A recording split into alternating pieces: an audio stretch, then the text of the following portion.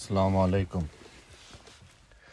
आज का ऑडियो है इस्लाम और हमारा समाज, रिवाज, ये सारी चीज़ें जो होती हैं फॉर्मेलिटीज़ कह सकते हैं कि फॉर्मेलिटीज़ हम करने लगे हैं ये सोच के कि दीन का कोई हिस्सा है या हमें करना भी ज़रूरी है। बहुत सी ऐसी चीज़ें हैं जो हम करते हैं, रात और दिन करते हैं, लेकिन अगर उसमें भलाई या अच्छाई होती तो वो दीन का एक हिस्सा होता, हमें बताया जाता। लेकिन ये चीज़ हमें दीन की तरफ से नहीं, लेकिन हमारे समाज, रिवाज, रिश्तेदारों ने ये चीज़ें अपनी ज़िंदगी में डाले हैं इस तरीके से कि ये बोझ बन जाए। एक एग्ज़ाम्पल दूँ कि एक बेटी की शादी कराने के लिए कितना आसान है कि अच्छा दीनदार लड़का ढूंढे, निकाह करवा दे, या उसकी पसंद का कोई लड़का हो तो निकाह करवा दे। हराम चीज़ से बेहतर है हलाल चीज़ जो है निकाह। लेकिन बाप मजबूर हो जाता है कर्जा लेने पे, जो ज़रूरी नहीं है। फिर भी बाप अपनी बेटी की शादी करने के लिए कर्जा उठाता है, लाखों के कर्जे में पड़ जाता है, डूब जाता है। मजबूरी होती है। क्यों ये मजबूरी कहाँ से आई? समाज और रिवाज से आई है कि मुझे बेटी को इतना सोना देना है वरना कोई बात करेगा, मुझे बेटी के शादी में इतने लोगों को बुलाना पड़ेगा वरना रिश्तेदार नाराज हो जाएंगे। ये बात आपको सोचनी है कि रिश्तेदार अगर नाराज होते हैं तुम्हारे उनको ना बुलाने पे, तुम्हारी सिचुएशन देख के भी या जान के भी, तो वो रिश्तेदार किस चीज के हैं? ये तो खुशी का मौका था, लेकिन वो गमों में इजाफा करते गए। ये मौका था उनके लिए कि आपके साथ खड़े रहे रिश्तेदार बन के कि तेरी बेटी बाद में, पहले मेरी बेटी है, और अपना हिस्सा भी लगाता। उसको बोलते हैं रिश्तेदार। लेकिन आज किसी को भूल जाते हैं तो नाराजगी इजहार करते हैं, इतने तक कि आज के बाद रिश्ता नहीं रखेंगे। ये कौन सा माहौल है? ये कौन से रिश्तेदार है? ये गलत चीज है। इस्लाम में इसकी इजाजत नहीं। हमारे आपके आका मोहम्मद मुस्तफ़ा सल्लल्लाहु अलैहि वसल्लम के ज़माने में एक सहाबा बहुत दिन से दिखे नहीं, तो अल्लाह के रसूल सल्लल्लाहु अलैहि वसल्लम ने पूछा, जब मिले तब, तो इतने दिनों से दिखा नहीं, किधर था तू? तो सहाबा ने जवाब दिए कि अल्लाह के रसूल, मैंने निकाह कर लिया, मैंने शादी कर लिया। अल्लाह के रसूल सल्लल्लाहु अलैहि वसल्लम ने ये नहीं कहा कि मैं अल्लाह का रसूल हूं, मुझे भी नहीं बुलाया, कुछ भी नहीं। जान के खुशी इजहार की और उसको दुआएं दी और खुश हुए उस पे। ये था रिश्तेदारों को ये चीज करनी थी। तो कोई बात नहीं, हमारा आने से क्या हो जाता, कोई बात नहीं। तेरी बेटी की शादी अच्छे से हो गई, बेटे की शादी अच्छे से हो गई, यही हमारे लिए बहुत बड़ी खुशी की चीज है, बहुत बड़ी खुशी की चीज है। लेकिन माहौल ये बन चुका है कि नहीं, झगड़ा करना है, ये तो मौका मिला है हमें झगड़ा करने के लिए। रिश्तेदार ये समझते हैं। दोस्तों को अगर भूल गए या नहीं बताया कि चलो वो तो मेरे दोस्त ही है ना, आने ही वाले हैं, कहां जाएंगे, मेरे ही दोस्त है, आएंगे। या भूल गए, नहीं बुलाए, तो दोस्त तो वो होना चाहिए कि बिन बुलाए भी वहां पहुंच जाए। भाई बोलना, कुछ भी काम हो तो बोलना, ये मेरे घर की शादी है। मे भी तू बिजी था ये बातचीत में, रिश्तेदारी में, ये सारी चीजों में, कि तू भूल गया बोलने भी। लेकिन मैं तेरा दोस्त हूं, तू फिक्र मत करना, मैं खड़ा हूं यहां पे, तेरे रिश्तेदारों को संभालने भी मैं खड़ा हूं। इसको बोलते हैं दोस्ती।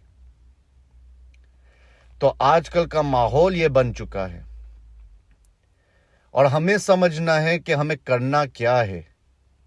आसान सी सिंपल शादी रखनी है, निकाह। निकाह हो गया, उसके बाद आपको इतना शौक है खिलाने का, तो वो वलीमा होता है।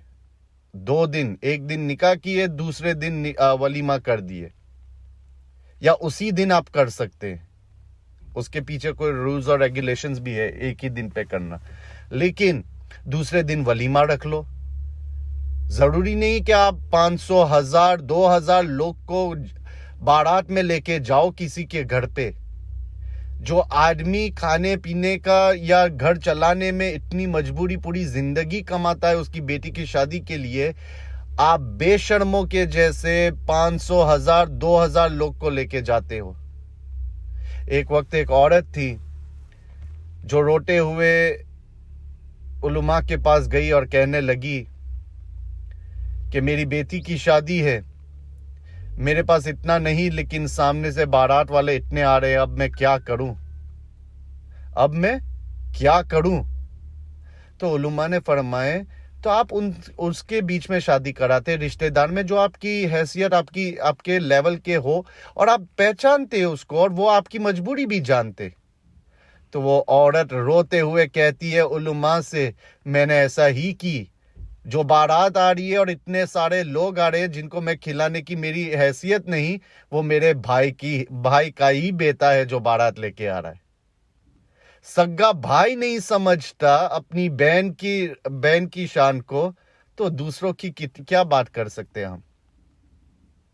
ये माहौल बन चुका है, चाहे लोगों को पसंद हो ना हो, अच्छा लगे या ना हो। ये नहीं कहता कि बड़ी शादी नहीं कर सकते हैं, इजाजत है। ज्यादा लोगों को खिला सकते हैं, इजाजत है। लेकिन ये रिस्ट्रिक्शन मत बनाओ कि इतने ही आदमी आए, इतने को ही बुलाए, इतने को तो खिलाना ही पड़ेगा। अपनी हैसियत से, अपने हिसाब से करो। जरूरी नहीं कि आप 1000 को बुलाए। अगर 500 की तादाद आप है तो 250 करके कर लो कि 250 यहां से आएंगे, 250 यहां से आएंगे, हम सिर्फ 500 आदमी को बुला रहे। लोग खा खा के चले जाएंगे, आपको कर्जे में डुबा के चले जाएंगे। जिंदगी आपकी तकलीफों में गुजरेगी। सो हमें सोचना है ये कि हम किस चीज पे, किस लेवल पे कर सकते हैं। दूसरी एक चीज, मैयत की बात करना चाहता हूं कि किसी के घर पे इंतकाल हो चुका है, कोई भाई गुजर गया है, उसकी बेवा घर पे रो रही है, अफसोस और गम कर रही है, जिसे अल्लाह ने हुक्म दिया है कि वो कर सकती है, उसको अलाउ किया गया है ये गम करना। सिर्फ एक औरत को इद्दत तक गम करने की इजाजत है, बाकी सबको सिर्फ 3 दिन तक। हम चौथा भी करते हैं, 15 दिन कर भी करते हैं, महीना हो गया, साल हो गई, बरसी हो गई। ये इस्लाम में नहीं है। I am sorry if you don't like it, I am really sorry, because it's not my character to put someone in that situation. लेकिन आप खुद समझो, मैं ये नहीं कहता कि लोगों का खिलाना गलत है, लेकिन ये बरसी के नाम पे, महीना हो गया इस पे नाम पे, ये क्या कर रहे हैं हम। साल हो गया और बाप की याद आ गई, तो जो लोगों को बुला के जो करते हो या करने वाले हो, वो पैसा किसी गरीब के घर पे दे दो ताकि उसकी बेटी की शादी हो सके, उसका बेटा पढ़ लिख सके। कोई दारुल मदरसा में दे दो जहां वह बच्चे हाफिज कुरान, आलिम, मुफ्ती बने, दीन के दाई बन के निकले। और नियत कर लो कि अल्लाह ये नेकी मेरे बाप तक पहुंचा दे। लोग आके पढ़ेंगे तो कुछ नहीं, गपशप में टाइम निकाल लेंगे और खा पी के चले जाएंगे। ना आपका फायदा, ना आपके मरहूम बाप का फायदा, ना आपके खानदान का फायदा, किसी का फायदा नहीं। तो ये चीजें हमें समझनी है। आज मैयत होता है कि ये माहौल बना है कि खिलाने पिलाने का, कि शाम को दफन करके आए हैं तो शाम को मेहमानों को हम खिला दे।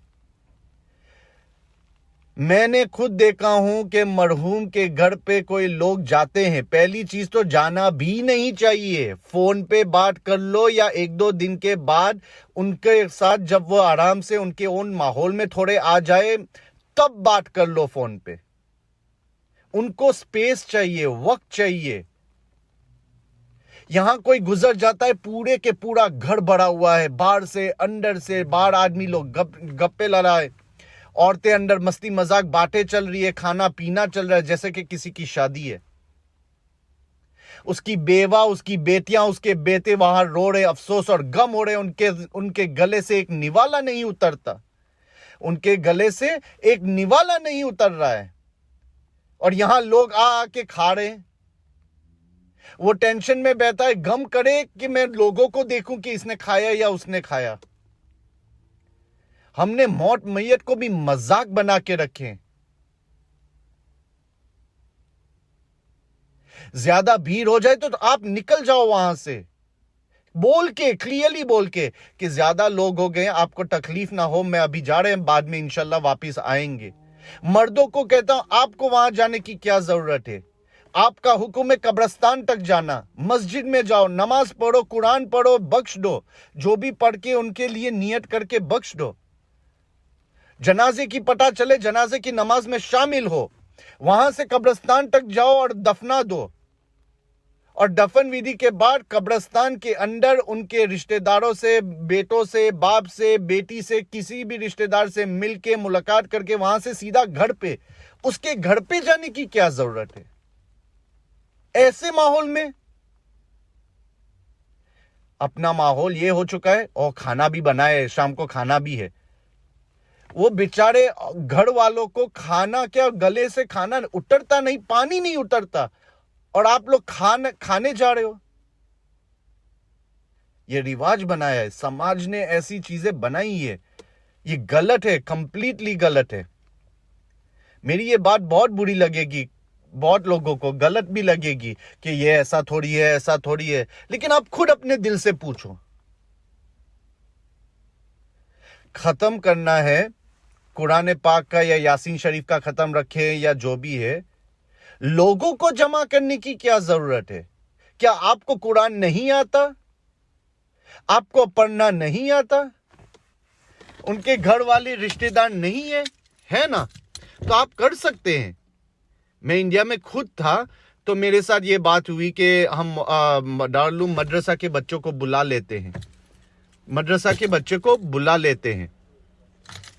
तो मैंने कहा क्यों, मदरसा के बच्चे के यासीन का खत्म है तो वो पढ़ लेंगे, आपको क्यों, हमें नहीं आता? किसी को बुलाने की जरूरत नहीं है, हम घर के आदमी लोग, घर की औरतें हैं, सब बैठे हैं अलग अलग, सब पढ़ लो और बख्श दो और दुआ कर लो, बात खत्म।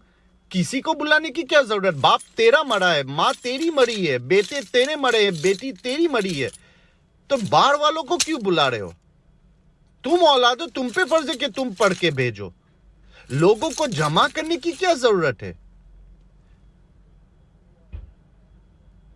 इट्स अ डीप मैसेज, सोचने की चीज है और अमल करने की जरूरत है कि दीन इस्लाम में ये सारी चीजें नहीं है। अल्लाह हमें दीन पे चलाए और समाज और रिवाज से बचने की तौफीक अता फरमाए, क्योंकि उसमें नुकसान ही है।